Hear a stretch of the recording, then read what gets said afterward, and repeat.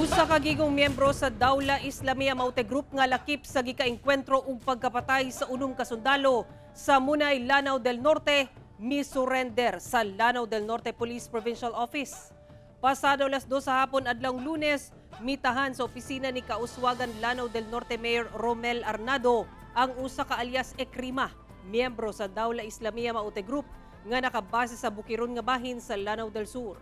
Kauban ang Lanao del Norte Police Provincial Office ug 2nd Mechanized Brigade sa Philippine Army, ilang gidawat ang pagsurrender sa maong miyembro. Bit-bit sab nini ang iyang armas nga M16 rifle. Giangkon matud pa sa sospek nga si alias Ekrima nga usa ang iyang grupo nga mo'y responsable sa mga pag-ambush sa mga sundalo sa Lanao del Norte. Lakip na dinhi ang bag-uhay lang ang enkwentro sa Munay nga gikamatay sa unom ka mga sundalo. Gani nasamdan si alias Ekrima sa maong enkwentro. Kining maong nag-surrender is wounded pa gani kini siya, na nasamdan kini siya apan nakalayas kini siya, Sir James. Dito siya nasamdan sa encounter, ma'am?